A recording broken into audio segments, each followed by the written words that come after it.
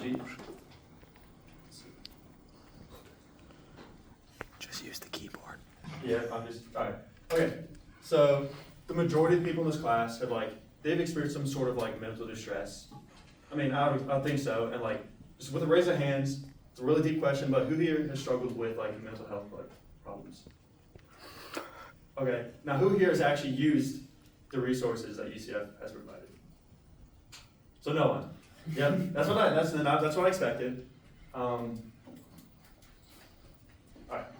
So that brings me to my point is that mental health is a huge ongoing crisis, and there's a huge stigma against it, and that also prevents access to resources. Well, not a lot of people are going to talk about it, and even though you have lots of stuff such as teletherapy, which is offered by UCF, or even a 24/7 hotline, not really anyone's going to use it.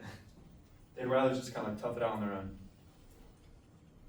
All right, so bring on to the rise of mental illness. So we have a WHO report saying how actually depressive disorders were the largest contributors to non-fatal health loss. So, which means even though it's something that's completely mental, it can even get to the point where it impacts you physically, and that is a huge deal, especially when it's such a prevalent thing. And without the help of treatment, your mental health will only deteriorate further, which means also so will your physical health.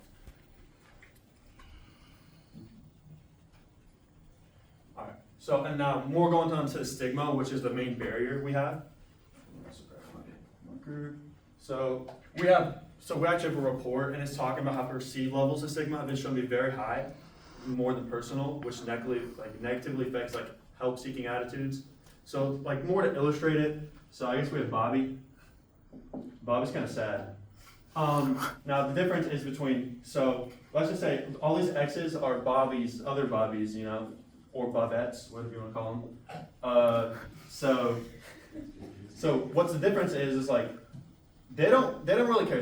These Bobbies and Bobettes have their own thing going on, but they don't really care.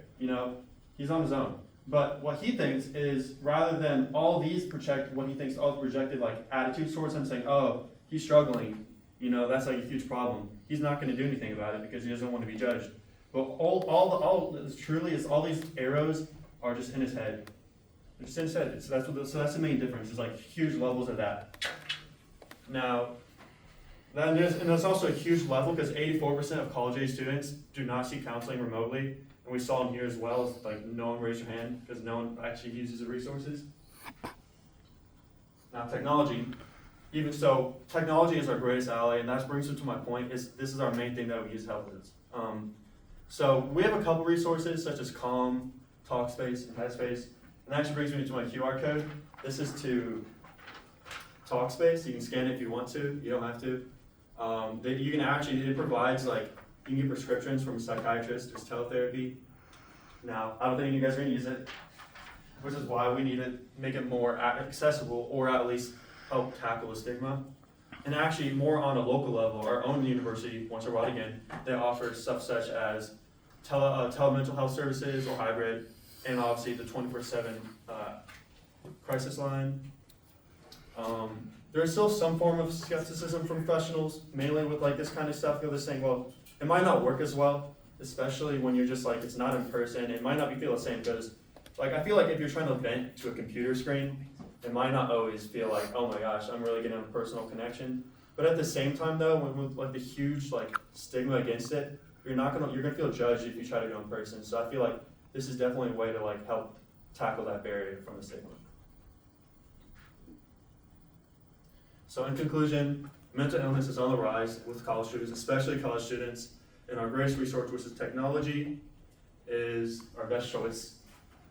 And then with our society constantly evolving, this means we also need to improve everything else, which includes preconceptions on mental health and what we need help to fix it. And here's all my citations. There we go.